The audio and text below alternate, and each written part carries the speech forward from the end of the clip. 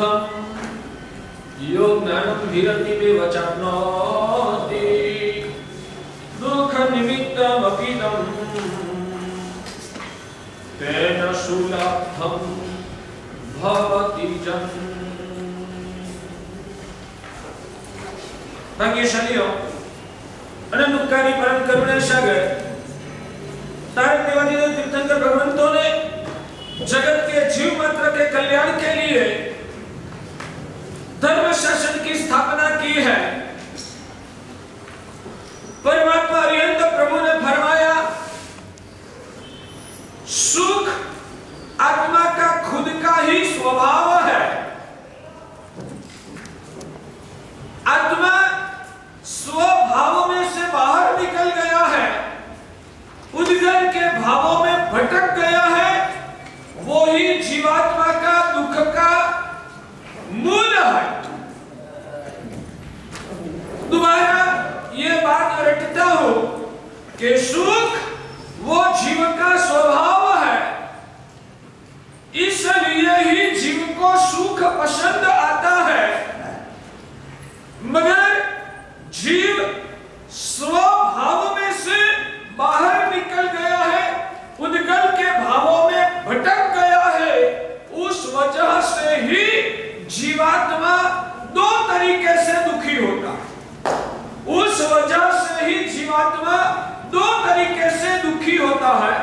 एक तो स्वभाव में से बाहर निकल गया, पौगलिक भावों की आसक्ति में फंस गया।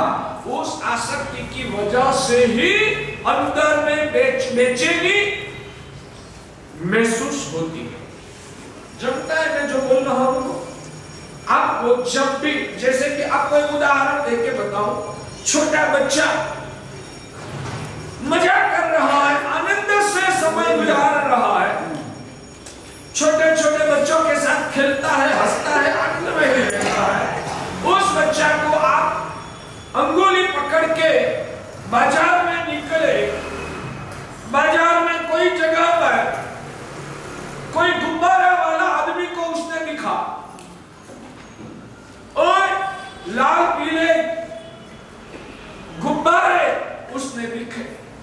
वो गुब्बारा दिखने के बाद उस बच्चा के हृदय में भाग्यशाली क्या होता है वो आप मुझे बताइए। लेने की इच्छा होती है, बाद में क्या होता है? दूसरों को जाके बच्चों को बताएंगे मैंने वहां से नहीं, वो तो बाद में मिल गया तो, नहीं मिला तो किस वजह से दुख हो गया हुआ? गुब्बारा नहीं मिलने की वजह। मेरा सवाल यह है कि गुब्बारा जैसे अभी नहीं मिला है ना, 15 मिनट पहले भी उनको गुब्बारा तो नहीं मिला था, जैसे अभी इस क्षण में उनको गुब्बारा नहीं मिला है, 15 मिनट पहले भी गुब्बारा नहीं मिला था, मगर अभी वो गुब्बारा के अभाव में दुखी हो रहा है। 15 मिनट पहले गुब्बारा के अभाव में वो दुख महसूस नहीं करता। तो गुब्बारा का अभाव जो वो ही दुख का कारण है, तो गुब्बारा का अभाव वो ही जो दुख का कारण है, वैसा आप स्टेटमेंट देंगे तो मेरा प्रश्न ये है, तो गुब्बारा तो अभी भी नहीं मिला है, गुब्बारा तो 15 मिनट पहले भी नहीं मिला था, दोनों वक्त गुब्बारा का अभाव है, तो दोनों वक्त बच्चा दुखी होगा ना? पहले देखा नहीं था, पहले नहीं दिखा था इसलिए। ऐसे तो दूसरा भी बच्चा आपके साथ ही है, एक अंगुली इस बच्चा ने पकड़ी है, दूसरी अंगुली दूसरा बच्चा ने पकड़ी है, ये गुब्बारा दोनों ने दिखा है, मगर एक को गुब्बारा पसंद आता है, दूसरा को गुब्बारा पसंद नहीं आता है। तो जिनको पसंद आता है उसको दिखने के बाद दुख शुरू हो जाता है, दूसरा बच्चा को दिखने के बाद कोई असर नहीं होती है, तो उसका कारण क्या? उसकी पसंद नहीं है, आसक्ति नहीं है उसके। तो पहले से बोलना था ना, क्यों मुझे इतना घुमाया? समझो, ये गुब्बारा एक उदाहरण, गुब्बारा एक उदाहरण है। गुब्बारा जैसी ही आपकी भौतिक दुनिया, भौतिक दुनिया में जितने भी भौगोलिक पदार्थ है, एक एक पदार्थ को एक एक गुब्बारा का नाम दे। अब दोबारा वही बच्चा का उदाहरण को रखना है कि वो बच्चा जब खेलता था, गुब्बारा दिखाई नहीं था, तब तक उनके मन में बेचैनी नहीं थी। दिखने के बेचैनी उनको शुरू हुई, दूसरा बच्चा को तो दिखने के बाद भी वेदना बेचैनी नहीं होती है, तो उसका कारण क्या? आप सिर्फ मुंह से नहीं अंदर से सोच कर जवाब दीजिए, उसके कारण क्या है? आसक्ति होना नहीं है। देखने के बाद अंदर की आसक्ति उजागर हुई, उद्गल गुब्बारा उसमें आसक्ति पैदा हुई, उस वजह से दुख की शुरुआत होती है। पक्का उसमें कुछ पूछना है या क्लियर है? क्लियर है ना? बस भगवान कहते हैं कि इस सत्य को जो समझता है ना, उसका मिथ्यात्व पिघलता है, उसका अंदर की सम्यक समझदारी के रूप में सम्यक प्रकट होता है। इसलिए ये सत्य को हम बाहर की दुनिया में इतने खींच गए हैं कि ये सब मूल तक सोचने का हमको समय भी नहीं है, और मूल तक सोचने की बौद्धिक क्षमता भी हमने गंवा दिया है। तो ये उदाहरणों के माध्यम से हर चीज को सूक्ष्मता से हमें समझना है कि जहां आसक्ति है वहां ही बेचैनी, पीड़ा, वेदना, तृष्णा की अकड़ापन, गुजराती में अकड़ापन बोलते हैं, हिंदी में अकड़ापन शब्द है या नहीं पता नहीं, व्याकुलता, व्याकुलता आसक्ति की वजह से ही पैदा होती है। और जब हमारा मन हमारे आत्म भाव में से बाहर निकल के उद्गल के भावों में खींच जाता है, तभी अंदर में आसक्ति की बेचैनी, व्याकुलता पैदा होती है। यानी कि आसक्ति पैदा होना, उद्गल के भावों में फंस जाना, वो ही दुख का मूल कारण है। समझ में आता है? समझ में आता है भाग्यशाली? इसको रटना है, घुटना है, अंदर में दृढ़। तो भगवान कहते हैं कि ये आसक्ति यानी कि स्वभाव में से बाहर निकल के बाहर के यानी कि उद्गल के, मैं कौन हूं? आत्मा, मैं आत्मा हूं, और आत्मा का जो भाव है वो स्वभाव है, और आत्मा का भाव से बाहर निकल के आत्मा से भिन्न पदार्थों में हमारा मन का आसक्ति के साथ जुड़ जाना, वो विभाव है। विभाव दशा ही जीव का दुख का मूल कारण, विभाव दशा ही जीव का दुख का मूल कारण है, और स्वभाव दशा ही सुखमय अवस्था है।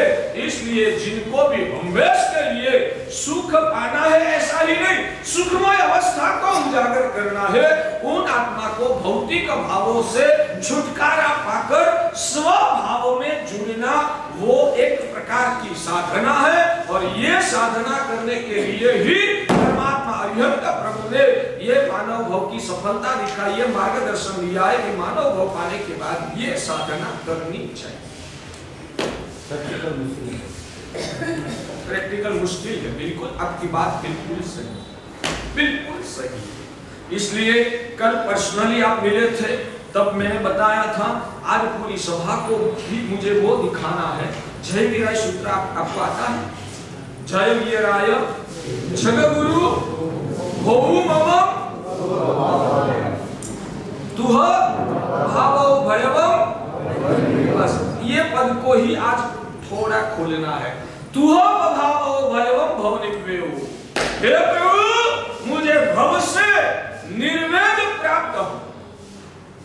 निर्वेद प्राप्त हो यानी कि उसके प्रति मेरी जो रुचि है ना, वो रुचि मेरी पिघल जाए, उसके प्रति मेरी आसक्ति खत्म हो जाए, और उसका ही दूसरे शब्द में कहेंगे तो मुझे संसार के भावों से कंटाला पैदा हो, संसार से मुझे छुटकारा पाना है, उसकी आसक्ति को तोड़ना है।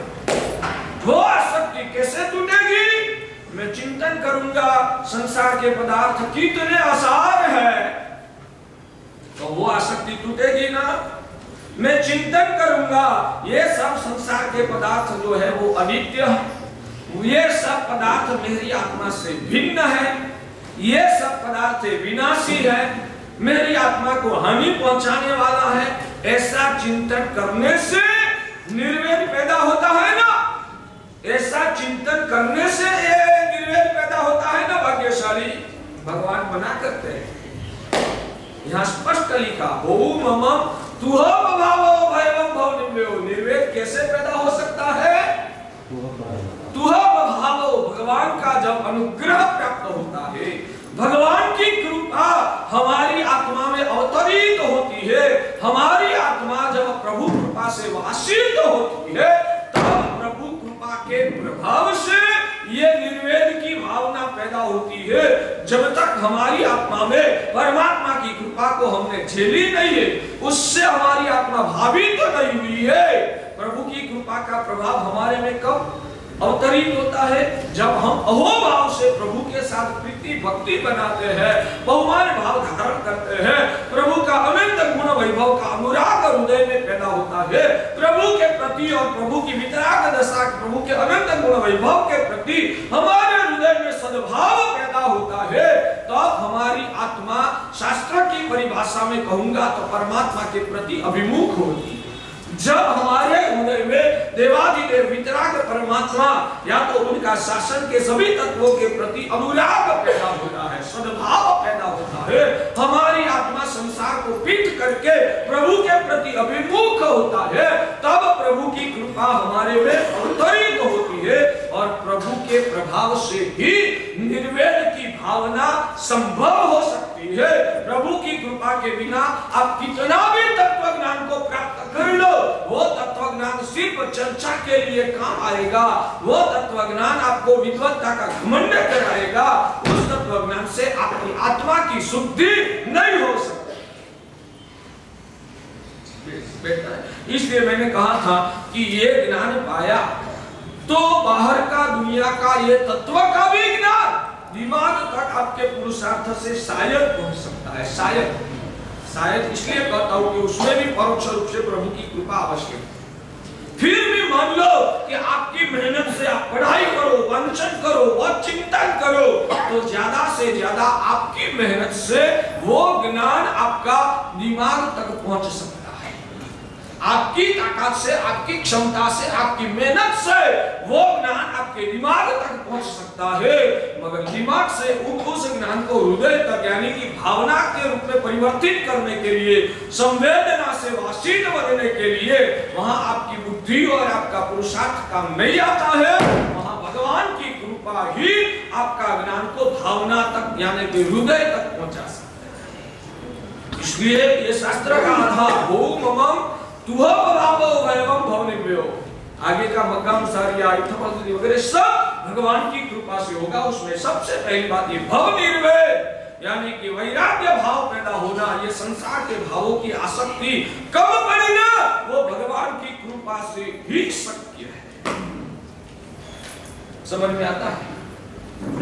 तो परमात्मा ने वो बताया कि आत्मा को सुख की चाहना इसलिए होती है कि सुख वो जीव का खुद का स्वभाव है और हर चीज अपने स्वभाव की ओर गति करता है। तो आत्मा को भी अपनी भाव में अंदर उतरने का यानी कि सुख को महसूस करने का मन होगा, मगर विकृतियां की वजह से, कर्मों के उदय की वजह से, मोह माया की प्रबलता की वजह से हमारी आत्मा विभाव में यानी कि बाहर के भावों में खींच जाती है और वो ही हमारा दुख का सबसे बड़ा मूल है। हमारी तकलीफ वो है कि दुख का मूल को हम समझ नहीं सकते हैं और मूल को मिटाने की कोशिश नहीं करते हैं और जिस निमित्तों के माध्यम से दुख पैदा होता है ना, उस निमित्तों में ही हम कुछ सुधार करने का लक्ष्य रखते हैं। बाहर की परिस्थिति को सुधारने का हम अभिलाष रखते हैं, मेरे दुख मिट जाना चाहिए, मेरे जीवन में सुखों की प्राप्ति होनी चाहिए, मगर भाग्यशाली दुख बाहर के पदार्थों में नहीं है,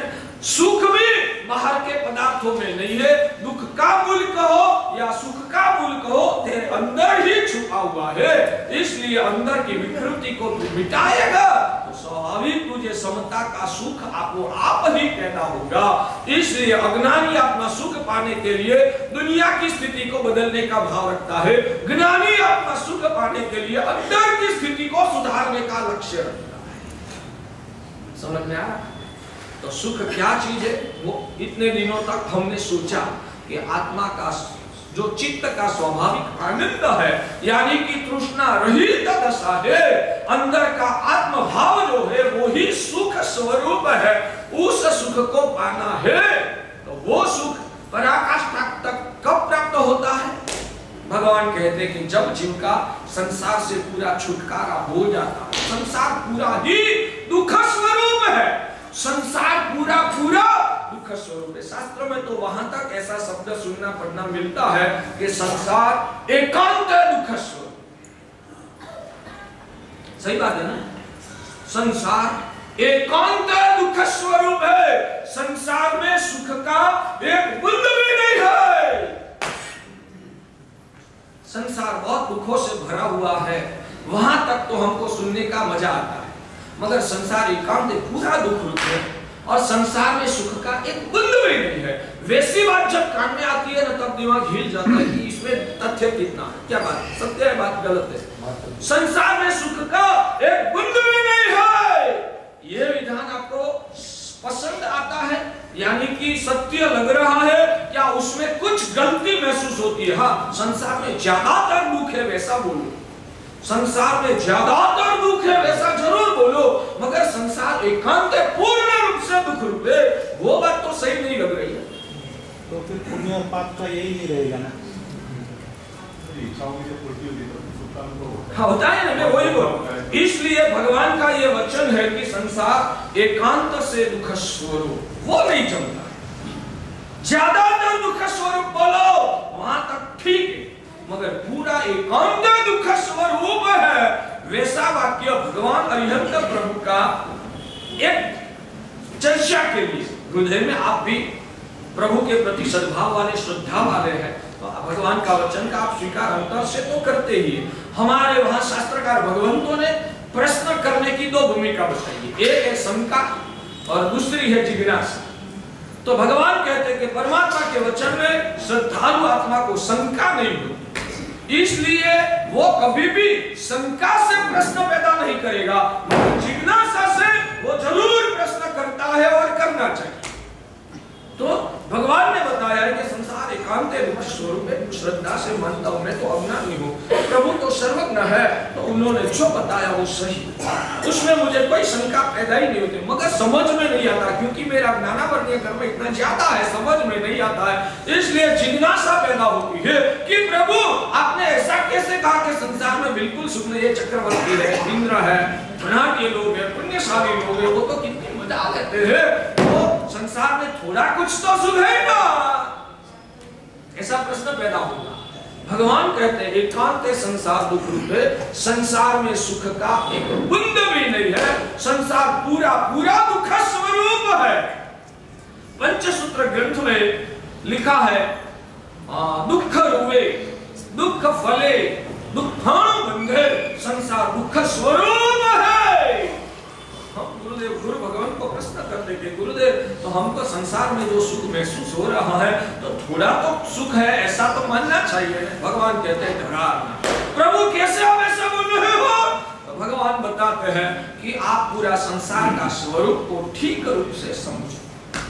पहले तो ये संसार कितने जीवों का चलता है, संसार में कितने जीवात्माएं घूम रही है? अनंत जीवात्माएं हैं। सबसे पहली बात ये, संसार में अनंत जीवात्माएं घूम रही है। अनंत जीवात्मा में से आप जिसको सुख बोलते हो, वैसा सुख कितने जीवों को मिला है? अनंत जीवात्माओं में से आप जिसको सुख बोलते हो, आप लोग संसारी मिथ्या दृष्टि आत्मा जिसको सुख कहते हैं, वैसा सुख अनंत आत्माओं में से कितने जीवों को मिला हुआ है?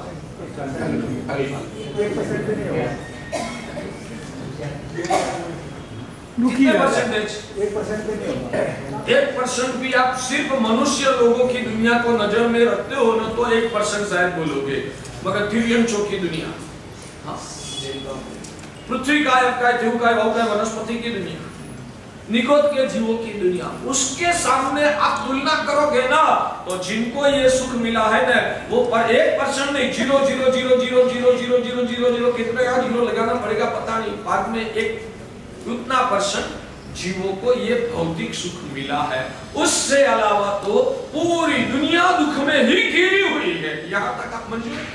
दुख ज्यादा है, दुख संसार में ज्यादा है। मैं धीरे धीरे आपको कैलकुलेशन कर रहा हूँ।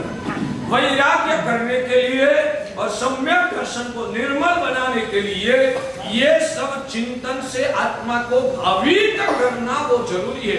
भाग्यशाली हम व्याख्यान सिर्फ ज्ञान प्राप्त करने के लिए नहीं बैठे, व्याख्यान में सिर्फ ज्ञान प्राप्ति के लिए नहीं बैठे हैं, हमें भावित होना है, अंदर से आत्मा को भीगना है। बहुत सारे लोग मानते हैं कि कि व्याख्यान ज्ञान प्राप्ति के लिए है। बहुत सारे लोग ऐसा मानते हैं कि व्याख्यान जो है ना वो ज्ञान प्राप्ति के लिए है। मैं कहता हूं कि व्याख्यान ज्ञान प्राप्ति के लिए भी, ज्ञान प्राप्ति के लिए होगा ना तो परिणाम वो आएगा जिस दिन आपको लगेगा कि ये सब बातें तो मैंने गुरुदेव के मुंह से पहले भी सुनी हुई है, मैं सब जानता हूं, उस दिन आपका व्याख्यान में आने का बंद हो जाएगा। हकीकत में वास्तव में ज्ञान प्राप्ति के लिए तो पढ़ाई, शास्त्रों की पढ़ाई करना है। ज्ञान प्राप्ति के लिए तो शास्त्रों की पढ़ाई करना है। व्याख्यान उसमें ज्ञान प्राप्त हो जाएगा एक अलग बात। मुख्य रूप से व्याख्यान ज्ञान प्राप्ति के लिए नहीं है। व्याख्यान जो है ना वो आत्मा को भिगने के लिए है। गुरुदेव जो संवेदना के साथ, पवित्र भावों के साथ जो आपके प्रति करुणा करके उनकी आंखों में से जो अमी नजर बहती है, उस अमी नजर के साथ उनकी जो कृपा मिलती है, उस कृपा के बल से और ये जो प्रेम और करुणा से भगवान के वचन को पिलाते हैं ना, उनका शब्दों के साथ साथ उनका भाव भी मिक्स होकर अंदर में प्रवेश होता है। उस भावों से हमारी आत्मा भी समझ में आता है। तो व्याख्यान ज्ञान प्राप्ति के लिए नहीं, जो जाना है वो भी 10 बार सुनना। भाग्यशाली हर साल हम कल्पसूत्र सुनते हैं। कल्पसूत्र में वही भगवान महावीर प्रभु का जीवन चरित्र की बातें आती है। आपने पूरी भगवान महावीर की स्टोरी सुनी है और हर कल्पसूत्र में जब हम व्याख्यान करेंगे आपको पता होगा अब ये बात आएगी, अब ये बात आएगी। क्या आप लोगों को पता नहीं है? जो नियमित कल्पसूत्र सुनते हैं उनको पता नहीं है? सब पता है कि अब कल्पसूत्र में इस बात के बाद अब क्या बात आने वाली है, सब आप जानते हैं। फिर भी आपको श्रद्धा से सुनना, वैसे भगवान की आज्ञा क्यों है? जानकारी तो है मगर आत्मा को बिगाड़ने के लिए ये बार बार सुनना है। समझ में आता है? तो बात क्या थी? अनंत जीव राशि इस विश्व में परिभ्रमण कर रही है। उसमें से जिसको आप सुख कहते हो वो कितने परसेंटेज जीवात्माओं को ऐसा सुख मिला है? जल्दी से जवाब देते रहिए, आगे बढ़ना। नहीं के बराबर बहुत कम जीवों को सुख मिला है। बाकी के तो सब जीव दुख से ही घिरे हुए हैं। पक्का भव निम्न करना है ना, इसलिए ये सब भावना से भावित होना वो होगा प्रभु की कृपा से। मगर प्रभु की कृपा को झेलकर इस चिंतन करके हमें भावना से भावित होना है। तो पहले नंबर में बेटा तो मनुष्य से काफी ज्यादा है और वहाँ सुख है करके बोलते हैं, तो वहाँ सुख है ना, वो भी दुखी है। वैसे तो मैंने पहले भी बताया था, उपदेश माला का श्लोक आज दोबारा आपको सुनाता हूँ। ईसा विषाय मय कोह माया लुभेहि एवं मायि देवामी श्रम अभिभूया तेसिम कत्तो स्मोहना। जिस देव को दूसरे देवों की, कोई दूसरा देव को इंद्र को ज्यादा प्रिय हो जाता है, उनको ईर्ष्या जलन पैदा होता है। देव की बात करता हूं, ये भगवान नहीं है, वितराग नहीं है, मोक्ष में गए हुए सिद्धार्थ नहीं है। देव गति के जो देव है वो भी संसारी जीवात्मा कर्म के बंधन में फंसे हुए राग द्वेष की भावनाओं से भरे हुए हैं। जैसे हमारा मनुष्य लोक की दुनिया में हम राग द्वेष करते हैं, वैसे देवलोक की दुनिया में देवों भी राग द्वेष करते हैं। तो दूसरा कोई देव को इंद्र की ओर से ज्यादा प्रमोशन मिल गया तो इनको ईर्ष्या आती है। क्या ईर्ष्या की भावना में आनंद होता है, सुख होता है या बेचैनी होती है? विषाय, शायद कोई देव इंद्र महाराजा के दिमाग में से निकल गया, या तो कोई देव की देवी उसका च्यवन हो गया, वियोग हो गया, उनको भी विषाद पैदा होता है। मद, दूसरे देवों से मैं कुछ विशेष हूं, वैसा अहंकार की भावना भी उनको पीड़ा देती है। कोह, उन देवों को भी एक दूसरे के प्रति कभी गुस्सा आता है। देव भी जैसे हमारे छोटे छोटे बच्चे एक दूसरे के साथ लड़ते हैं ना, देवलोक के देव भी एक दूसरे देवों के साथ लड़ते हैं अपने अहंकार या स्वार्थ की भावना की वजह से। उनको भी क्रोध आता है। माया, बात बात में कुछ अपनी वृत्तियां को छुपाना, उससे अपनी वृत्तियां को छुपाना, उसको माया कहते हैं। वो माया की भावना उनका चित्त का कब्जा लेके उनको परेशान करती है। लोभे ही, उनको भी अच्छी अच्छी चीजें प्राप्त करने का लोभ की वासना होती है। ये सब वासना से जिनका दिमाग ग्रस्त हुआ है, तेसिम कत्तो सुखम, उनको सुख की अनुभूति यानी कि आनंद, स्वस्थता कैसे होगा? देवों को सुख कैसे होगा वो गंभीर प्रश्न है। वैसा देवों को सुख क्या होगा? अब बाहर की समृद्धियां को ही आप सुख मानते हो तो आपको महसूस होगा कि वो सुखी है, मगर हमारे ज्ञानी भगवान तो कहते हैं कि सुख तो अंदर में से उजागर होने वाली चीज है। और जिसका चित्त ऐसे ऐसे दोषों से भरा हुआ है, ईर्ष्या, विषाद, मद, क्रोध, माया, लोभ, ऐसी ऐसी विकृतियां से जिसका दिमाग खराब हो गया है, उन आत्माओं को शांति, प्रसन्नता, स्वस्थता का सुख कैसे होगा? वो गंभीर प्रश्न है भाग्यशाली। होता है ना, वो आप जैसे ही है, मैंने बोला ना, वो रागद्वेष करते हैं, उनको भी कर्म का बंध होता है, उनको भी जन्म लेना पड़ता है, उनको भी आपकी जैसे जीवन जीना पड़ता है, उनको आयु खत्म होती है, तब जैसे आप मनुष्य लोग मर जाते हैं ना, वैसे ही उनको भी देव का भाव त्याग करके अपनी परिभाषा में कहे तो मृत्यु पाकर उनको भी आगे की गति में चलना पड़ता है। वो भी आप जैसे संसारी आत्मा ही है। इसलिए देवों को कभी भी अपना आदर्श के रूप में हमें दिखना नहीं है, उनका आदर्श बनाकर हमें वो पाने का अभिलाष रखना नहीं है। मानव जन्म और जिनशासन पाने के बाद आत्म शुद्धि करके सिद्ध भगवान जैसी शुद्ध दशा को ही पाने का अभिलाष रखना चाहिए। तो बात वो थी। और फिर भी आप शायद देवों का उदाहरण दो, मैंने बताया उस तरीके से देवों की दुनिया में भी दुख पारावार है। भाग्यशाली फिर से ध्यान से सुन लीजिए, मैंने बताया उस तरीके से देवों की दुनिया में भी दुख पारावार है, वो भी दुखी है। फिर भी मान लो एक एंगल से कि वो सुखी है, शायद मान लेंगे, तो कितने परसेंट? हम कहते हैं कि मनुष्यों से देवों की संख्या ज्यादा है, देवों से तिर्यंश और एकेंद्रियों की दुनिया कितनी ज्यादा है?